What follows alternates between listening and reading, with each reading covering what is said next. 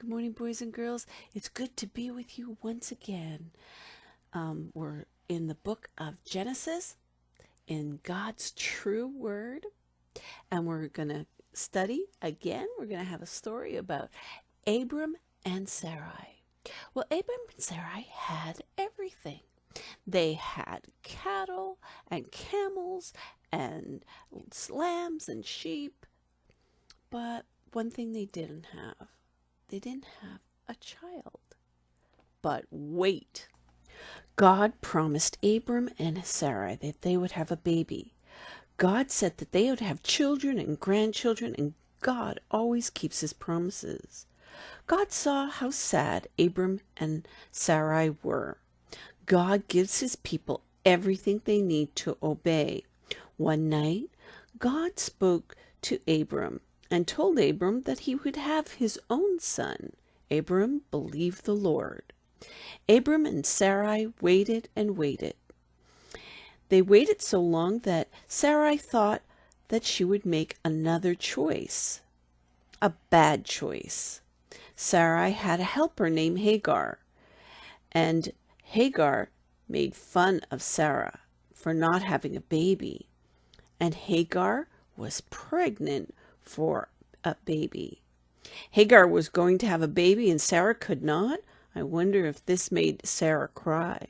Sarah began to disobey God again, and she sent Hagar away and said unkind things. So Hagar decided to go. Hagar packed her bags, hurried down the road in the hot sun. Hagar stopped by a spring. Maybe she thought, I'm far enough away from Sarai. I do not want to be her helper anymore. God knew the troubles Sarai and Hagar were having. God always knows where we are and what we do. God saw Hagar sitting by the water, and he cared for Hagar too. God gives his people everything they need to obey him. God called to Hagar to help her to do the right thing. God told Hagar to go back. Hagar knew that God loved her. Hagar met God and heard him speak. Hagar knew God loved her even when she disobeyed.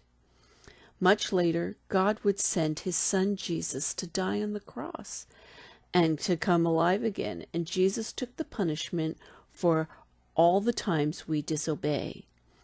Jesus forgives us when we disobey and helps us when we ask him. Hagar made a name for God, the God who sees me. God gives his people everything they need to obey him.